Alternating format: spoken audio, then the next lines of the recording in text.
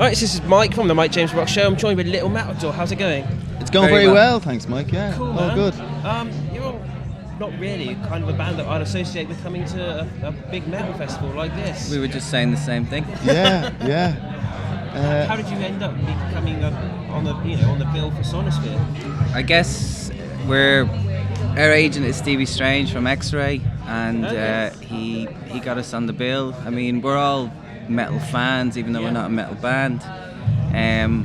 But I don't know. Hopefully, we don't get bottles of piss thrown at us tonight. I think you will. All right. Quite well. Yeah. I've listened to the albums. We had a competition to give it away on the Right. show. Okay, cool. It's sterling work. I'm really impressed with it. Thanks very much. Thank It's you. not what I'd expected. It's just like it's actually really well produced and like the songs are nice and put together and stuff. Hopefully, we just that fine line of a band that can play somewhere like this. Hopefully, we're just tinkering on the good side of that Make some fine new line. fans, I guess. Hopefully, yeah. That'd be nice. That'd be very nice. Yeah. Your backgrounds are so sort of like varied as well, aren't they? Like, the bands Absolutely, you've yeah. been in together and now you're together and working here. Yeah, I think we've all, as Gav said, we've all been kind of rock fans. You know, I mean, even Nathan being a Snowball Show, you know, the inner beast. He's always been into rock music. Yeah. Even Something the bands a little I've been heavier. in, I always ended up drumming with singer-songwriters for some reason, and then Okay. I'd be listening to Slayer on my headphones at the back of the bus. You know.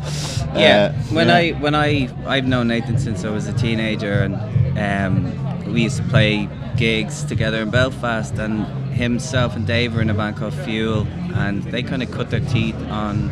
They were a metal band essentially, Troy's roots are in, like, he's an old school Southern Texan, brought up on heavy rock and roll. Nice. As is Bin's, you know, it's just, you know, it's the way our kind of careers went. We all got dragged off and did certain things, not necessarily with metal roots, but I think that's why eventually we just all came together and said we wanted to make something a bit heavier, you know, which is... And have some fun at the same time. Cash in on the fun stakes. Yeah. Because you've done a run of UK tour dates already. We have, yeah. Playing some quite intimate shows there. Mm-hmm. Well, you played our hometown in Exeter, and by the sounds of it, absolutely rammed. Oh, that was really nice, actually. place. Extra, yeah, it was It's the great. smallest dressing room on the planet. And it smells of, well, I'm not even going to say what it smells because we promote down there, but it's definitely got a West Country flavour to it. Oh, yeah. You Yeah. know you when you're in Devon. Yeah. But how is it compared to like being out and playing like the larger venues and festivals and stuff to being into those small, intimate kind of gigs? Well, it's kind of good. I mean, we kind of have to climb the ladder. We weren't expecting to just go out there and be handed, you know, great gigs on a plate. You kind of have to earn respect from fans as well, you know. So, and I think it's great for us. It's I mean, not that it's a learning curve because we've all done it before, but under this umbrella, we just kind of have to do that. Get into the sweaty rock clubs and go out there and do it. Play in front of 30, 40 people, and it's really nice to watch that grow as well. To go back to Exeter and then play in front of 60, 70 people, 80, 90 people, you know. Just organically grow and grow. Yeah, exactly. Yeah, and I think it's a really healthy thing for a band to do, you know, as opposed to just be handed a really good support tour on a place, you know, where you go off, and it's just, you got to earn your stripes these days, you know. Who would you like to tour with then? That's Little Matador. I'd love to tour with the Queens of the Stone Age, but that's because I just love to. I'd get an opportunity to watch them every night, you know. A lot of bands. DC, but that looks like that's never going to happen. No, I know. Yeah, unfortunately. There's always we are going to tour, we're not touring, we're not doing anything, we are doing something. It's all over the place. Yeah, well, I think poor Malcolm's not looking too good, and Yeah. Yeah, I can't imagine. A nephew is in yeah, it's replacing. just, I don't It's for not the going to road. be the same, is it? No, it's not. No. What are the plans for you guys after Sonisphere then? Well, we're going to do 6 or 7 dates. We are scientists. Okay. Yeah, and then we've got Tea in the Park. Godiva Festival. With the Godiva Festival. That's Coventry, isn't it? Mm-hmm. Reading Leeds. Reading Stars and Leeds. festivals you're playing as Yeah, well then. it's great. Yeah. There's a lot of festivals though, isn't there? Yeah. It's the same in Ireland. We used to, about 20 years ago, we used to have one festival in Ireland. Which was, before that was Fela. Okay. And then I don't know, there must have been some land law or something that was passed. You got all these farmers kind of going, "I got land, you want to put a festival on my land?" And then there's festivals all over the place. You know, so you're kind of spoiled for It's choice. business as well now, isn't it? Yeah, It's absolutely. big business, but a lot of people are losing their arse. They're just like putting on festivals and nobody's going to them. You know, we were at a brilliant festival at the weekend in County Donegal called Sea Sea Sessions. Sessions, yeah. Amazing, right on the beach. Nice. They had like a half pipe, and there was skaters and all this stuff. It's kind of a surf festival. Lots of people come from Yeah. there because the surf is really good up there. It was kind of poorly attended. That band Drenge, you know them? I've heard the name, yeah, I've seen it around. Fantastic, a drummer and guitarist. I think I was one of 18 people watching them in a tent that held 600 or 700. And these boys came all the way from here I know, yeah. to come over and play. Like, they've been on Jules Holland. I mean, I was like, this is insane.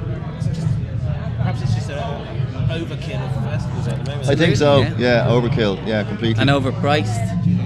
Well, know. there is that as well. Yeah. So, yeah. Yeah, when you look at some of the lineups, say Hellfest last weekend, for instance, compared to some of the festivals over here, the lineup's pretty much similar, almost a third off the price. Kind of. Oh, really? Yeah, Wow. yeah. Hellfest is third of the price. Hellfest is a lot cheaper than. All right, to go so somewhere it's like kind of here like or- fan friendly.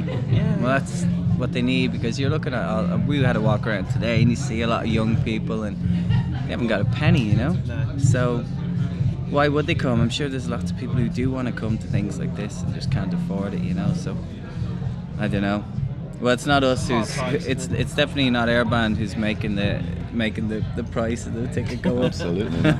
Is there any bands you're looking forward to seeing over the weekend? Yeah, well, we're actually we're gonna go tonight, but we definitely want to see Anthrax. Cool. And we supported Band of Skulls in Shepherd's Bush. Yeah, a it'd be while nice to ago. catch up with them. It'd Yeah. be nice to see them. So everyone on the main stage later on, Yeah, and Yeah. also like you said, kind of we're not a strange act, but like a different act to be playing at something like this, and I kind of feel like they might be a band that fall into that category, that not Yeah, yeah. necessarily a metal band, We've but also got Frank Turner as well. We kind of, right, I didn't know that. Folky kind of feel, Right. So it'd be quite high on the Oh. bill. And then Okay. obviously, like, as well, it's kind of strange that like the Prodigy being a headline as well. But I know I've been to kind of, I think, what was it? There was some other kind of heavy rock festival I was at, and they headlined.